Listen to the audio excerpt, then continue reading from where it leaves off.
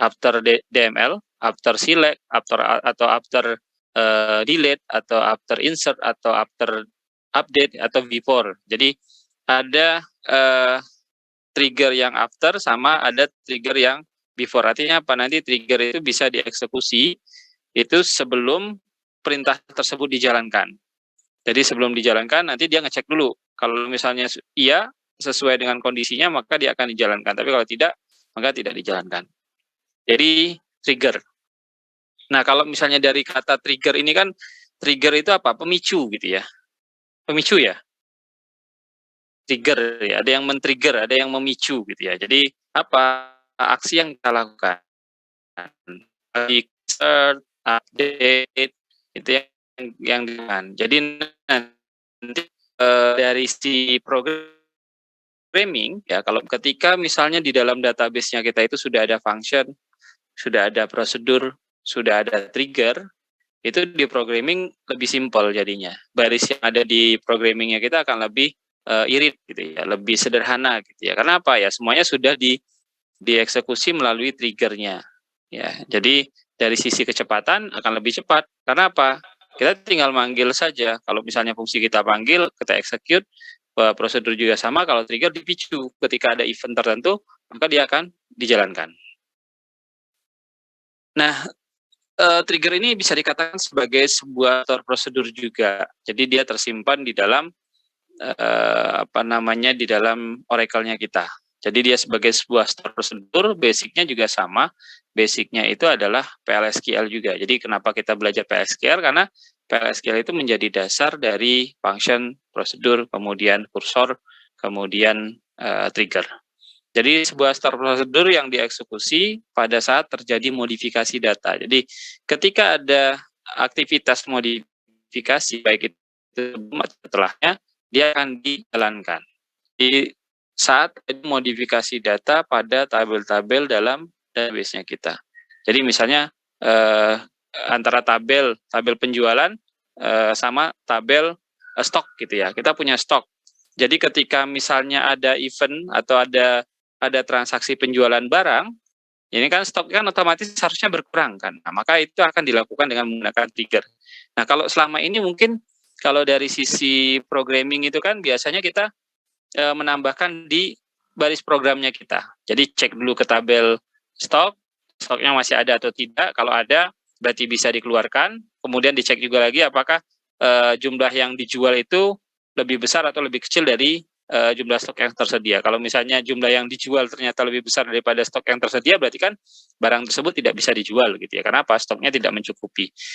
Atau misalnya stok barangnya 0 gitu ya, maka harus dicek juga kan. Jadi sebelum transaksi insert di dalam tabel penjualan, dia harus ngecek dulu di tabel stoknya. Nah itu salah satu fungsinya ketika kita melakukan manipulasi. Tapi kalau misalnya kita di coding, ya kita coding berarti kan kita buat script ngecek ke tabel stok, ya ada logika ceknya dulu kan, apakah stoknya itu tersedia atau tidak, lebih besar atau tidak gitu ya.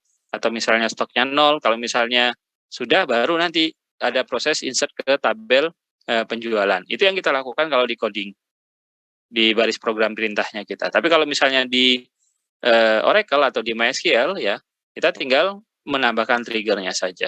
Jadi nanti dia akan dieksekusi ketika ada event insert atau event sebelum insert di satu tabel. Jadi ada modifikasi di satu tabel itu bisa menyebabkan perubahan di tabel lain, ya, karena pemicunya adalah manipulasi yang dilakukan di sebuah tabel. Nah itu, jadi dia merupakan sebuah store prosedur. Nah, data pada sebuah tabel itu dikatakan telah dimodifikasi jika pada tabel tersebut dilakukan proses insert, kemudian update, kemudian delete. Jadi ketika misalnya ada insert, ya dia dipicu sama itu.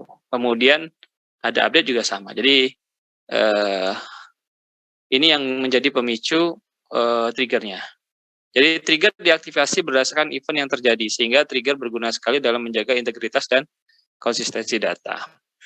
Ya, jadi kalau misalnya tidak diberikan pengecekan misalnya ya, kita punya tadi ya stok barang, kemudian penjualan ya, tidak kita kasih cek, ternyata stoknya kita sudah habis. Ya, tapi kita terus melakukan penjualan. Akhirnya apa? Ya tidak ketahuan gitu ya stok barangnya kita berapa. Nah, jadi kalau trigger itu nanti memicu bahwa misalnya stok barangnya kalau misalnya sudah habis ya nol, tidak bisa minus gitu ya. Kalau misalnya sudah habis berarti misalnya warnanya jadi merah gitu ya. Jadi nanti sebagai notifikasi bagi bagi tokonya bahwa stoknya habis gitu ya. Nah, contoh penggunaan trigger adalah untuk menjaga validasi data yang akan dimasukkan ke tabel. Jadi bisa untuk validasi data juga.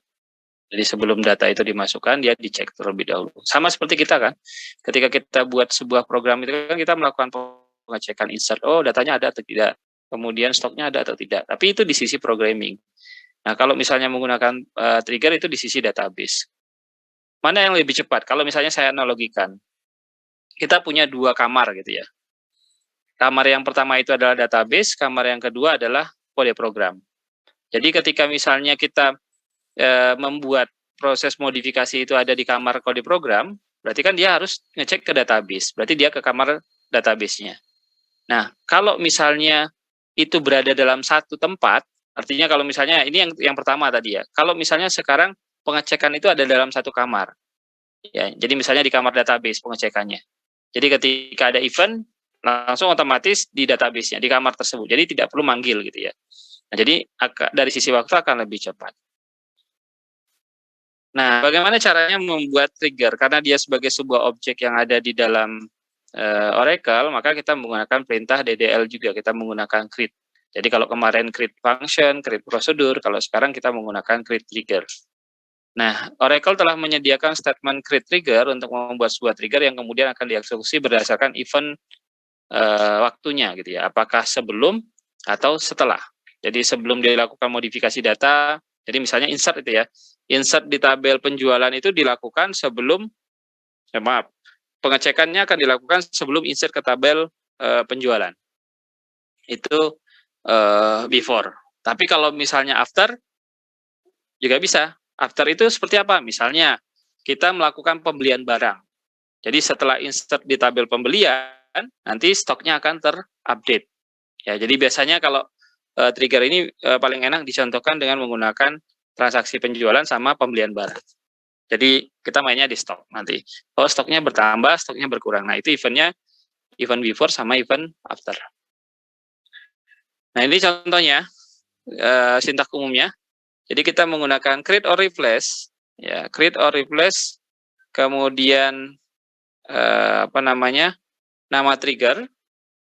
Nama triggernya bebas ya. Jadi kalau bagus itu kita memberikan nama trigger itu triggernya itu merepresentasikan isinya. Jadi kalau misalnya trigger update stock gitu ya. Jadi misalnya kita tuliskan nama triggernya update stock underscore aksinya apa before eventnya apa before berarti update stock underscore b before ya. Kemudian underscore apa yang dilakukan insert atau delete atau apa berarti tinggal tambahkan insert update delete gitu ya. Jadi nama trigger itu sebaiknya merepresentasikan isi dari triggernya. Jadi kita tidak kebingungan nanti. Nah, di sini ada before atau after tadi eventnya. Dia dieksekusi setelah atau sebelum. Nah, kemudian apa yang dilakukan? Insert atau update atau delete ya di dalam tabel apa. Kemudian untuk setiap baris for each row, kemudian kondisinya apa? Kemudian ada declare, kemudian ada begin, ya, kemudian ada end. Jadi di dalam trigger ini juga ada PLSQL-nya gitu ya.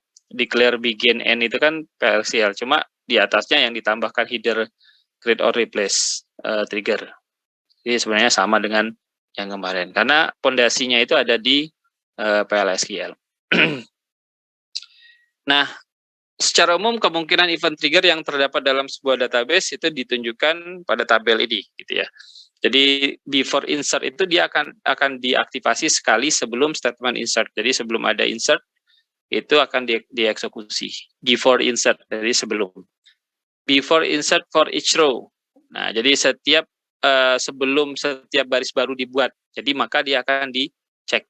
Before insert kalau yang ini secara keseluruhan. Ya, kalau yang pertama. Kalau yang kedua itu before insert for each row, jadi setiap baris baru yang ditambahkan atau yang dibuat. Kemudian ada after insert for each row gitu ya, sama before update for each row gitu ya. Nah, ini kita tinggal di sini aja, kita mau before insert, update atau delete atau apa gitu ya. Atau juga boleh before insert ya, atau before update gitu ya. Nah, ini contohnya.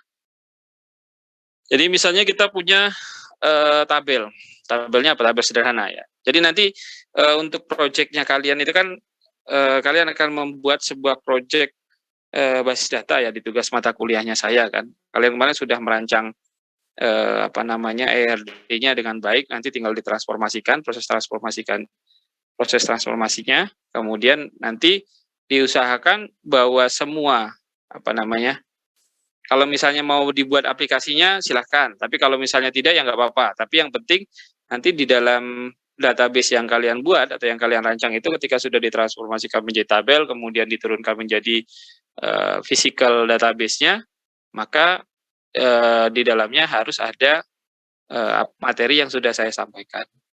Jadi harus ada join-nya, kemudian harus ada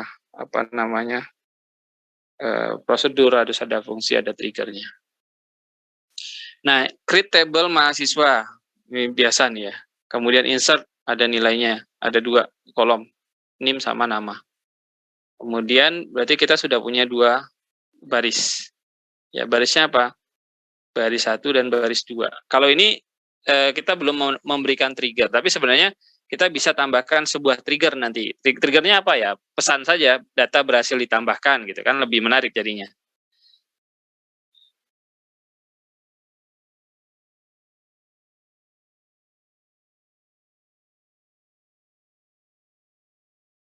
Ini contohnya. Jadi kita membuat sebuah trigger yang sederhana. Jadi membuat trigger untuk event before insert pada tabel mahasiswa. Jadi create or replace trigger 1. Jadi namanya trigger 1. Ya, before insert ke tabel mahasiswa. Ya, jadi sebelum insert ya. Kemudian ada for each row-nya. For each row, kemudian bikin, dia hanya menampilkan pesan trigger before insert dilaksanakan gitu. Ini hanya pesan saja. Jadi di sini belum ada perhitungan matematikanya. Tapi nanti kita boleh di antara begin sama end ini kita tambahkan perhitungan matematis. Pengurangan stok gitu ya, atau penambahan stok gitu ya, boleh. Nah, ini contohnya. Jadi misalnya penjualan barang gitu ya. Saya buat trigger sederhana, create or replace trigger. Ya, triggernya apa? Triggernya ini adalah after insert. Jadi berarti trigger A-nya itu after, kemudian insert kemana? Ke tabel penjualan. Ya, jadi nanti kan kita punya triggernya kan kita tidak bisa lihat isinya gitu ya. Nah, kita kita lihat namanya. Oh, trigger. Kita punya trigger apa? After insert ke penjualan. Nah, kemudian di sini ada after insert on penjualan. Untuk setiap barisnya kita deklarasikan. Nah, deklarasikan di sini ada kode barang. Kalau seperti ini kita menggunakan kursor, ya. Jadi kode barang penjualan titik kode tipe. Artinya apa? Kode barang yang ada di kode barang yang kita deklarasikan ini tipe datanya sama dengan kode yang ada di tabel penjualan. Ini skema nih, tabel. Ini tabel, ini kolom.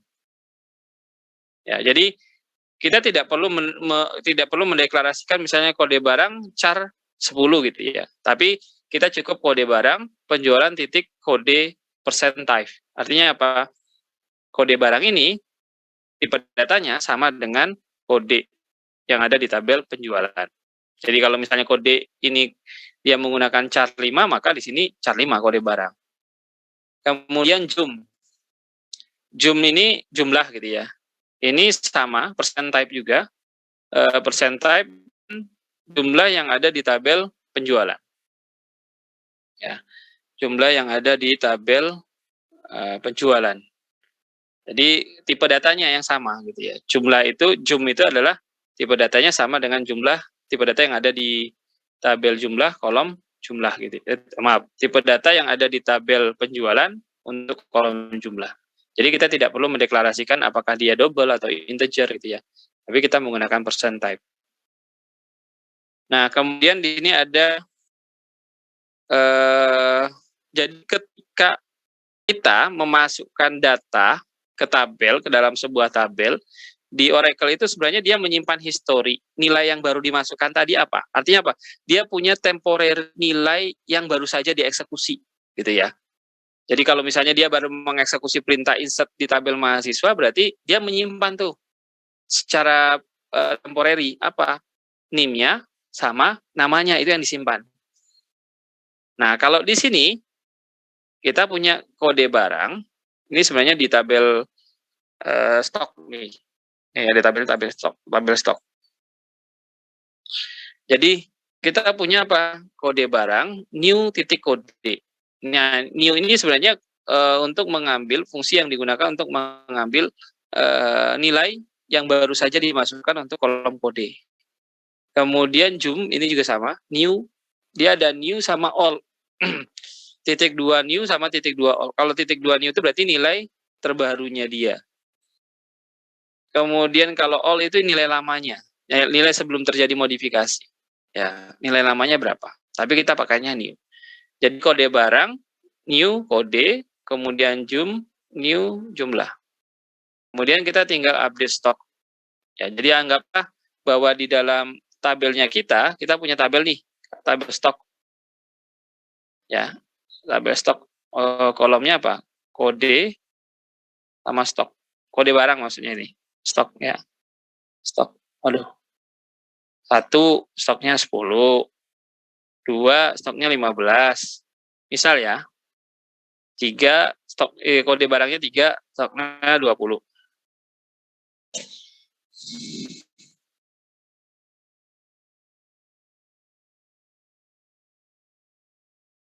Nah, kemudian ketika misalnya kita melakukan apa namanya? Proses penjualan barang, ya kan? Maka di sini ada update stok. Ya, set jumlah stok sama dengan jumlah stok dikurangi jumlah. Ya, jadi jumlah stoknya itu ini jumlah stok berarti. Ini tabel stoknya ada jumlah stok. Jumlah stok ya, nama kolomnya. Kalau yang jumlah ini ada di tabel maaf, yang ini nanti di tabel penjualannya. Ya. Di tabel stok ada jumlah stok. Maka update stok, set stok sama jumlah stok sama dengan jumlah stok lamanya dikurang sama nilai barunya tadi. Kan jumlah stok untuk ID ini berapa? Ya, untuk kode barang sama dengan kode barang tadi berapa? Ya, ini yang di bagian sini. Ini kode barangnya. Kode barangnya kan dari sini dapatnya. Dari sini. Ya kan, kode barang yang baru saja dimasukkan di tabel penjumlahan di tabel penjualan itu kode berapa gitu ya. Oh, misalnya saya jual barang. Jual barang apa? Jual barang kodenya 1. Jumlah yang jual berapa? 2 gitu ya. Berarti nilai new-nya itu 1 sama 2. 1 itu untuk kode, 2-nya adalah untuk jumlah yang dijual. Nah, kemudian ketika misalnya ada proses insert ke tabel penjualan, oh saya mau insert into tabel penjualan, kemudian value-nya 1, kemudian jumlahnya 2, ya. Maka dia akan ngupdate di tabel stok, ya. Stoknya harusnya berkurang kan? Berarti jumlah stok ya, stoknya berapa? 1, 10 tadi, 10 kurangin 2. Berarti harusnya 8 kan? 8, kemudian yang kode barangnya tadi, kode 1 tadi. Kemudian baru tampilkan pesan ini. Data penjualan berhasil ditambahkan, kemudian tabel stok berhasil di-update gitu ya. Jadi trigger itu kan dipicu oleh aksi yang dilakukan di satu tabel atau di tabel apa gitu ya. Mau itu delete, insert, kemudian update. Nah, sebenarnya nanti di sini juga bisa dikasih pengecekan harusnya. Harusnya apa? Dilakukan pengecekan apakah stok itu besar sama dengan besar dari 0 gitu ya. Terus ada lagi pengecekan apakah jumlah yang di penjualan tadi lebih besar dari stok atau kurang dari stok, itu harus dilakukan. Kalau ini belum diberikan. Jadi nanti bisa dimodifikasi triggernya ini. Nah, jadi trigger ini biasanya dicontohkan seperti ini gitu ya. Kalau untuk pengurangan stok gitu ya. Jadi kalau untuk perhitungan IPK juga bisa gitu ya. Jadi ketika misalnya ada tambahan baru nilai di tabel apa namanya, di tabel nilainya mahasiswa, maka IPK-nya kan terupdate gitu ya. Nah, kita bisa menggunakan ini. Baik, sampai di sini ada yang mau ditanyakan dulu silakan. Ini untuk triggernya. Jadi untuk materinya kita sebenarnya sampai di sini, gitu ya, sampai di trigger. Nanti silakan diekspor